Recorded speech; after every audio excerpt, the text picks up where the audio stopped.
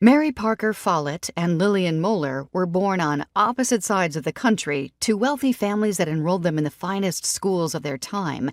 Moeller was so bright that she skipped grades and entered the University of California at Berkeley as a 16-year-old, earning her degree in 1900 and becoming the first woman to speak at a University of California commencement. Follett attended a variety of female academies in Massachusetts while caring for her younger siblings after her father passed away. She later graduated from Radcliffe College summa cum laude with an emphasis on government, economics, law, and philosophy. Transformational leadership and win-win. Follett became known as the mother of modern management and was a trailblazer in the fields of organizational theory and organizational behavior, which she combined with her social work training. She introduced the idea of community centers, political activism, and philosophical studies. Follett is credited with the innovative idea that a company's goals are not fixed or predetermined, but that they emerge from the synergy between people in groups.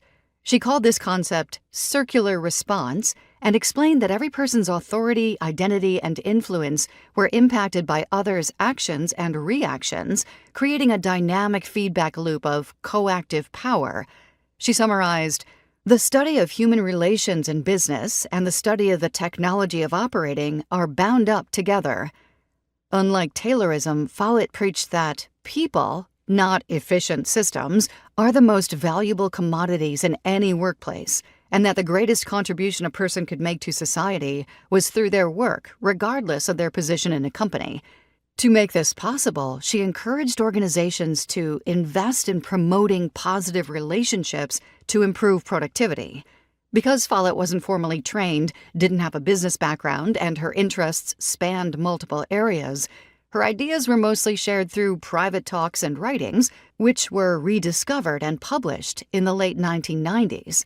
She is now only receiving belated credit for the concept of transformational leadership, which she said in 1927 was the result of followership, leadership, and collective goals. She also came up with the phrase win-win to describe using conflict as a tool to come to mutually beneficial outcomes, and her work is seen as the forerunner of today's systems theory, which posits that complex results emerge from individual interactions for common good. It's almost comical to note that Follett was also an early victim of mansplaining.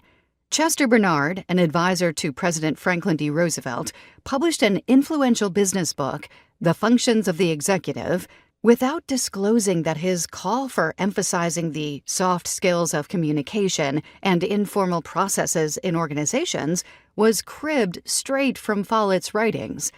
To his credit, though, the late Warren Bennis, known as the father of 20th century leadership studies and advisor to 4 U.S. presidents, attempted to set the record straight on the puzzling omission of Follett's pioneering ideas from the history of productivity, employee well-being, and transformational leadership.